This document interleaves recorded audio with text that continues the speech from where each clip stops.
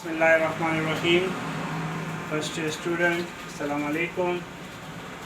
आज मैं एक बहुत ही important numerical chapter number 2 student के कमेंट पे करने वाला हूँ। चैप्टर नंबर 2 में ये प्रॉब्लम है नंबर 12। प्रॉब्लम है consider a ladder weight 200 Newton resting against a smooth wall such that it make an angle of 60 degree with the horizontal. Find the reaction on the ladder due to the wall and the ground. अब इस problem को हम solve करते हैं। तो problem को solve करने के लिए हम डायग्राम लेते हैं। इस डायग्राम में अगर आप देखें, ये AC शो कर रहा है फ्लोर को या ग्राउंड को। यहाँ पे ये BC या CB ये शो कर रहा है वॉल को, और ये AB हमारे पास लेडर है। एम पॉइंट लेडर की सेंटर ऑफ ग्रेविटी पॉइंट है। अब ये R जो है ये रिएक्टिव फोर्स है लेडर का वॉल पे, और यहाँ पे ये वेट है। वेट इसकी सेंटर ऑफ ग्रेविटी है W। So first of all इसका गोल क्या है? Applying first and second condition of equilibrium. Solution, length of ladder AB। Ladder का जो लेंथ है वो है AB, वो L के बराबर है।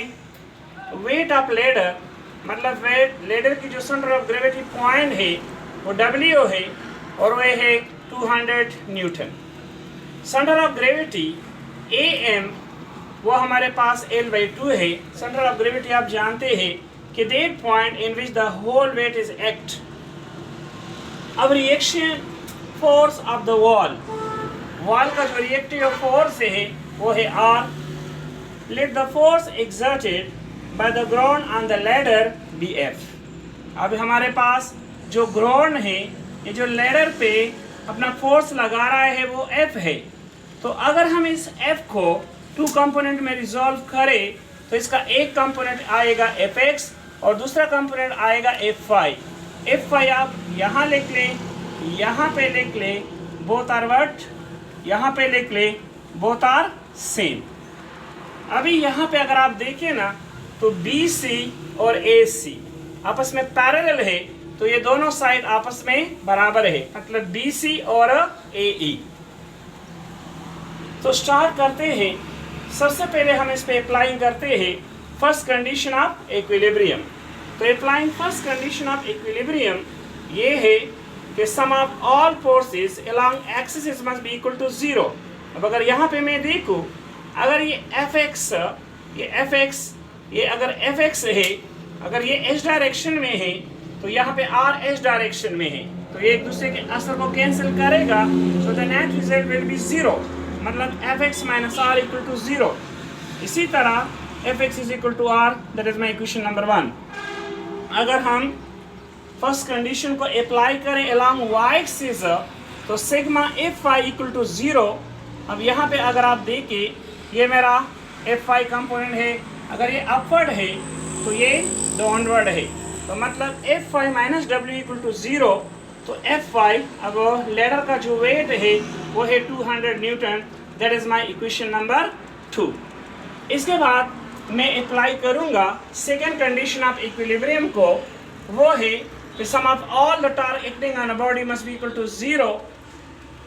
अब सिग्मा था हमें ये कह रहा है कि anti clockwise torque must be equal to clockwise torque. तो चलो इसको एक्सप्लेन करते हैं डायग्राम से। ये रिएक्टिव फोर्स है ऑफ द वॉल का R, और ये हमारे पास है AE। तो R और AE आपस में 90 डिग्री का एंगल बना रहा है। अगर हम इसको एंटी क्लॉकवाइज ले ले, मैंने पहले कहा कि AE और BC आपस में पैरेलल है तो ये बराबर है। तो हम लिख सकते हैं कि R मल्टीप्लाई AE माइनस, अगर हम यहाँ पे देखें तो यहाँ पे देखें तो ये हमारे पास है AD मल्टीप्लाई W। तो यहाँ AE multiply R is equal to AD multiply W। अब इससे हमने R की वैल्यू निकालनी है कि रिएक्टिव फोर्स वॉल का लेडर पे कितना है। तो मैंने इसको इस पे डिवाइड किया तो हमारे पास ये इक्वेशन बना AD multiply W divide by AE। That is my equation number A। अब इस इक्वेशन नंबर A में हमने मालूम करनी है AD और AE की वैल्यू। तो डायग्राम से हम देखते हैं कि हमारे पास एक ट्रायंगल बनता है A right angle triangle ABC और दूसरा बनता है AMW।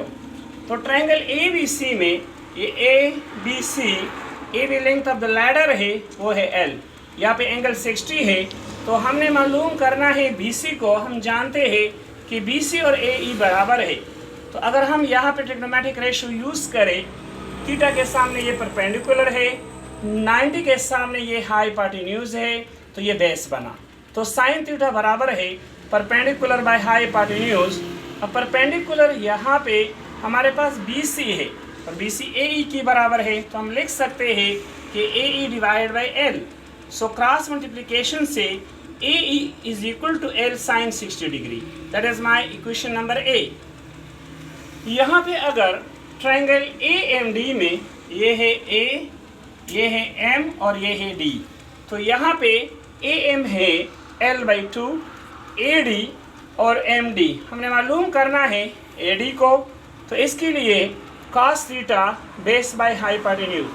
अब इसमें बेस हमारा AD है और हाइपोटेन्यूज L/2 है। तो क्रॉस मल्टीप्लिकेशन से हमारे पास आया AD is equal to L/2 cos 60 degree. That is B।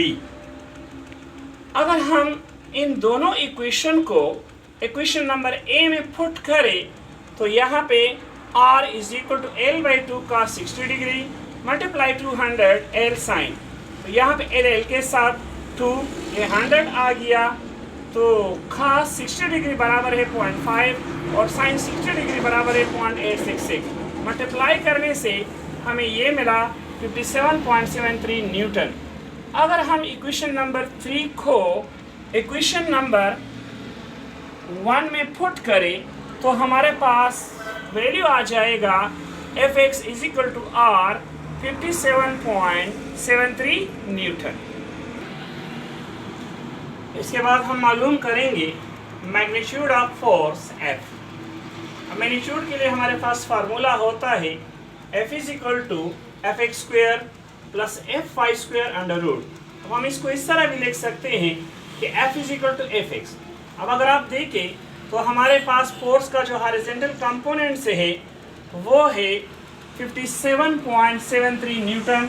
ये वैल्यू पुट करें और ये Fy, ये दरअसल Fy हमारे पास यहाँ पे W के बराबर है, तो ये है 200। यहाँ पे हमारे पास जो Fy कंपोनेंट है ये वेट ऑफ द लैडर के बराबर है एंड दैट इज 200 न्यूटन। अगर मैं इसमें पुट करूँ तो यह आ जाएगा 200। इसका स्क्वायर ले लें, दोनों को हमने प्लस किया तो 43283.29 अंडर द स्क्वायर रूट आया। अगर हम इसका स्क्वायर रूट ले लें तो 208 न्यूटन।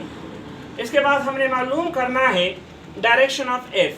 तो डायरेक्शन के लिए हमारे पास फार्मूला होता है phi is equal to tangent inverse perpendicular by base. अब परपेंडिकुलर पे हमारे पास यहाँ पे Fy आया, बेस पे हमारे पास Fx है। दोनों की वैल्यू हमने मालूम की है। अगर हम पुट करें तो हमारे पास आ जाएगा टेंजेंट इनवर्स 3.468। अगर हम इस पे कैलकुलेटर को करना चाहें तो हमें लिखना है शिफ्ट टेंजेंट 3.468 तो 74 डिग्री ये हमारे पास फोर्स का डायरेक्शन आया। Thank you for watching this video. इसके बाद मैं चैप्टर नंबर 2 के शॉर्ट क्वेश्चन एक्सप्लेन करूँगा।